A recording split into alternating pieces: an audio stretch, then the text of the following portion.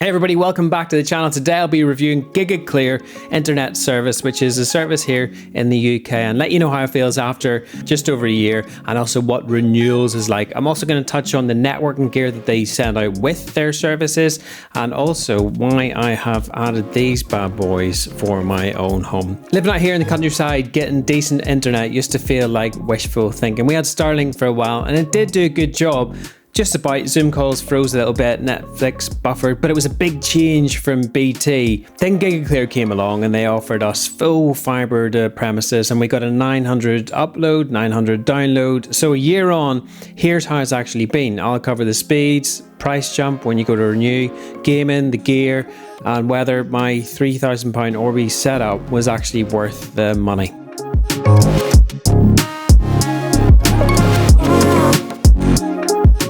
Start with the speed. Gigaclear gives you proper symmetrical fibre broadband, so that's 900 up and 900 down, and incredible ping speeds. Not like BT where you might get a decent download, but your upload sometimes is a bit of a trickle. That matters more than people think. If you're uploading big files, sending stuff to the cloud, or working from home, it makes a massive difference. I uploaded a 4 gigabyte YouTube video and it took about 35 seconds. It used to take ages waiting for stuff like that. In terms of reliability, we've had one outage, and I think it was a national outage in a year. To be fair, once in a year isn't bad. We've had a couple of planned outages, which tend to be overnight. They'll send an email in advance, and it'll normally be between 1 and 3 a.m. or something like that. But that's not really a real life disruption. Often people will have issues with their broadband and they'll ring up their broadband provider when actually it's their network and that's a problem. That's why I think talking about networking in this video is going to be important. So we'll talk about the network gear that Gigaclear send out with their service, the little Linksys, and then towards the end I'll share the much bigger one to give you a walkthrough of how far the Orbi 970s can actually transmit their speed and whether you get your full 900 everywhere, which is what you're paying for ultimately. Let's talk about the Airbnb. That was the first installation that we had. It was a 500 plan, and it was roughly £20 a month. Now it renewed after 18 months and it jumped up to £48. So that's a £28 jump. And is it worth it? Well, since we've had that system in place, we haven't had any complaints. We've had no outages apart from the unplanned one. Fortunately, there was nobody in it. But we don't get any complaints about the internet, the connectivity, the speed of anything. Beforehand, we had a little EE dongle and there was loads of complaints and loads of issues with it, stuff going down all the time. And it was quite frustrating because being a tech guy, I had to go deal with it. The Linksys you get are pretty good systems. They're little mesh systems. They're dead easy to set up, and I think they already come paired out of the box. So this house has 2 in it, and it is a big property. It definitely needs more than 2. Let's jump into this little video and I'll show you exactly what I mean. This is me at the front of the house doing a speed test. The router is actually behind the wall, so that's the on-the-wall service that comes into the property to the left-hand side of the picture, and then just behind that you then have the router sitting, so I'm able to get a speed test out here and you get an idea how fast it is outside.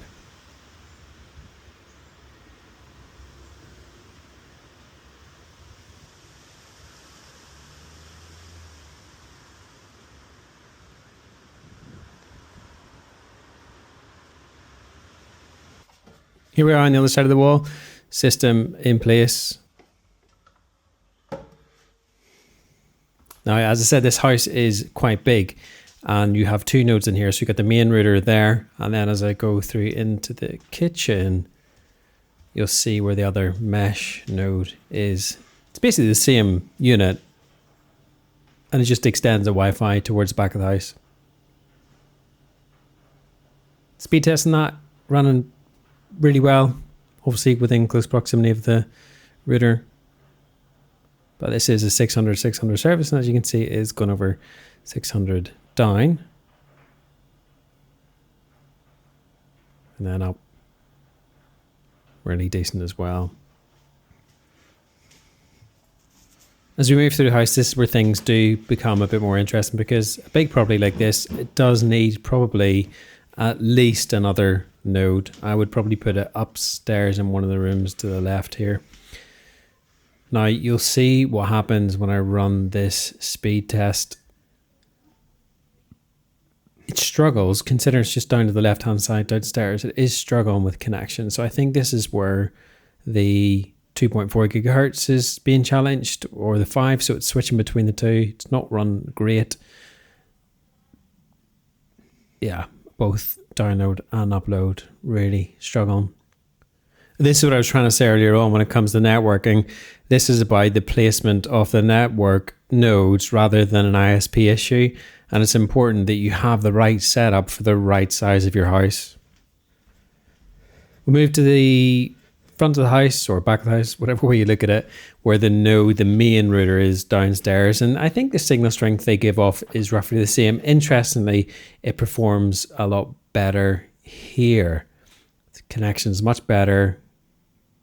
And it's certainly faster. I mean, that's a brilliant service for anybody that's upstairs. The good thing about this premise is we use it for a lot of business use. We have people come and do work from the area, and for them to be able to send and receive stuff instantly is really great. For the purpose of this test, the main router is just in the room here to the front. That's the front right-hand corner. The satellite is here. You can actually just see it in the window right there. And this is the kind of connection you can get outside. Now, I wouldn't imagine it's going to be great, but we'll try. This house probably needs, I would say, a third mesh in there. But let's test it anyway, see what we get. So you want to set out in the back. Well, it's not raining preferably. And you want to have a glass, something, hang around with some friends, and this is what you could expect.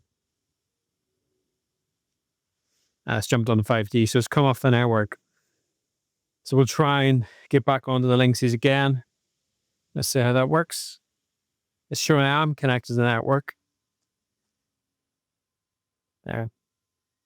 Let's give that a go. No, so it's really, considering it's just there, I just think it's still quite a weak system.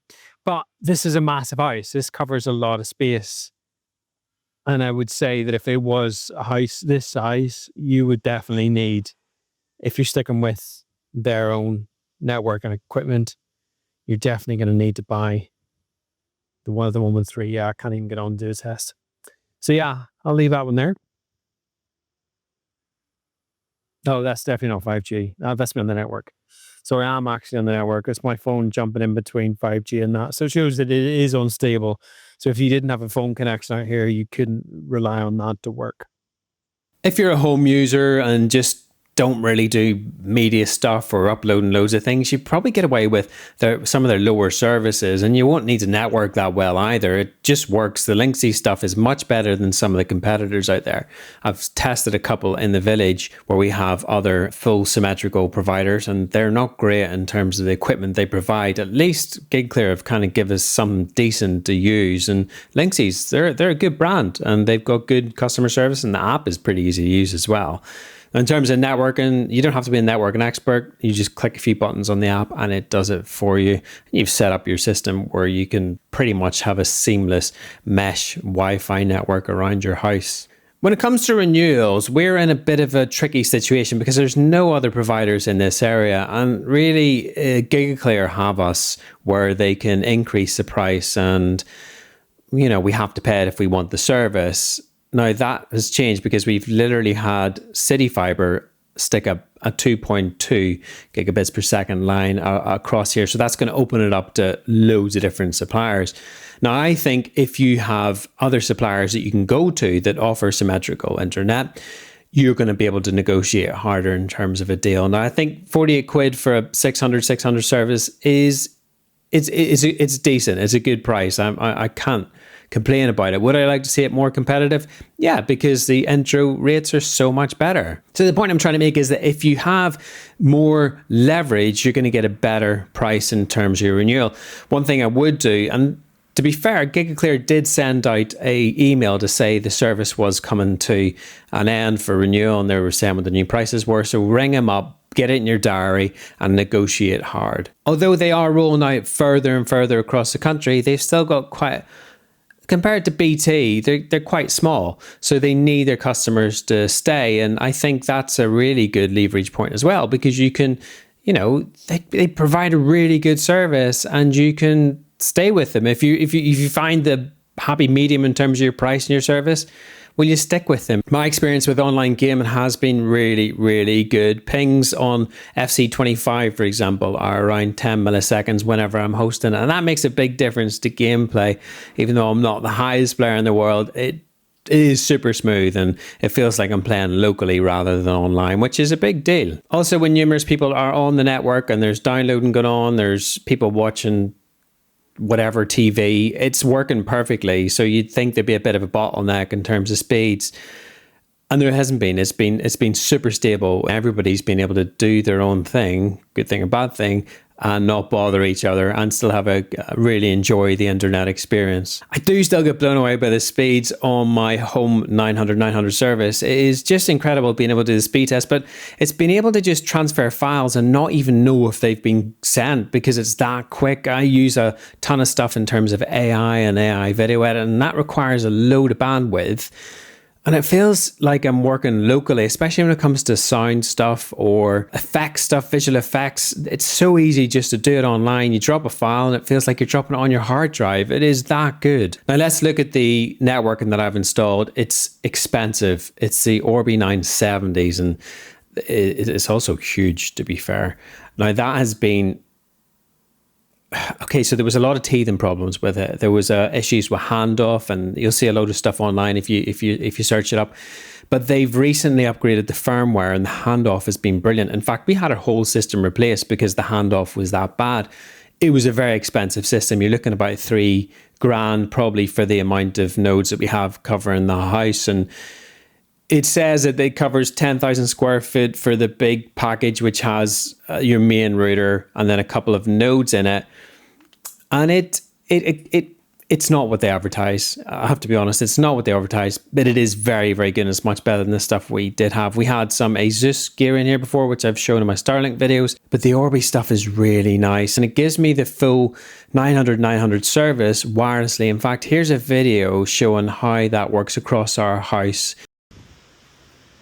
Inside the house, it is pretty much 900, over 900 everywhere. Some of the speed tests I showed earlier were actually from older clips. I haven't done new ones, but you can see outside there's a node actually to the right of me in the garage that is connected via the backhaul. So it's not via Ethernet. So there's no networking apart from wireless. And that's the speeds I'm getting outside, which is pretty good. Now, where I find this system is very useful is it has an IoT, which means that it can put out a 2.4 gigahertz signal, and that means that it's not cluttering up your main network. So anything that needs constant talk or data from the internet or is linked to apps and various things, you can literally just leave it on the IoT. It's not going to cause loads of traffic on your main network, and it kind of sits in the background, which is really useful. So testing this here, I cannot get onto the network from this point, considering there's a node in the garage and then you've got 3 nodes in the house. I'm unable to establish a connection here.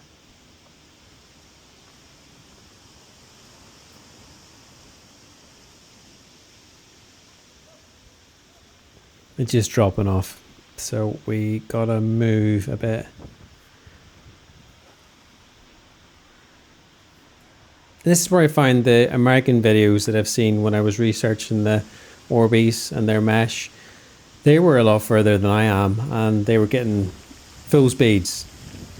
And here in the UK, it's not quite like that.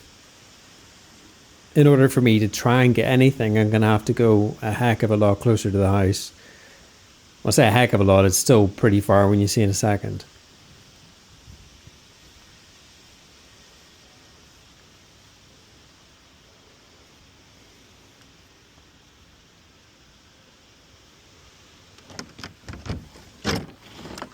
Alright, so there wasn't really much said in terms of blockages, a small wooden gate. There's a node just to the right by that big window, and it is the nearest node to this speed test.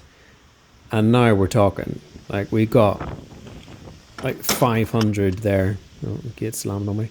We got 500 down and well, 300, 400 up. That's not bad.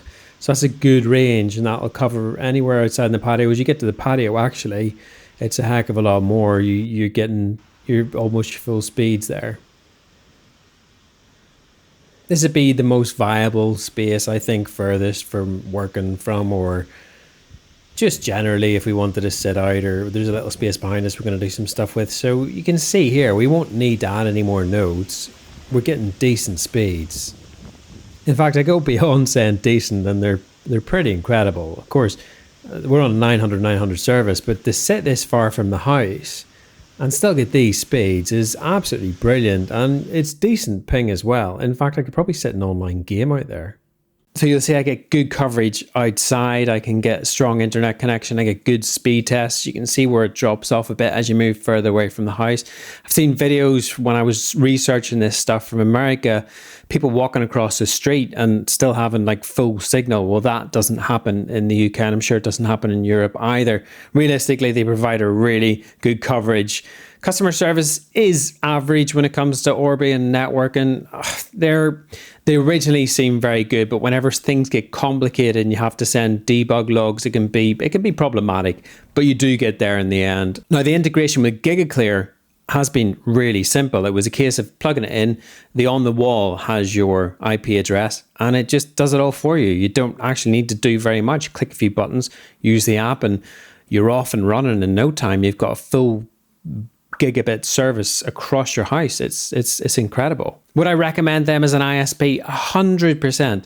I really enjoy the service they provide. I think the customer service is pretty good. The online portal is pretty good. And the prices as new customers, oh my gosh, it's so good. They're better than BT lines or anything you can get anywhere else, and just symmetrical. Like, I cannot emphasize enough how much symmetrical makes a difference. If you've never experienced it and you do a lot of uploading and downloading, is so good. If you are a new customer, I'll put a link in the description which will give you a £40 Amazon voucher. If you sign up, that's my code specifically.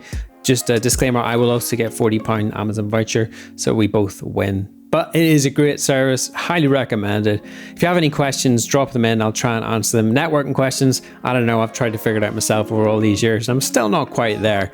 Anyway, whatever you're doing for the rest of the day, have a good one, and I will catch you later.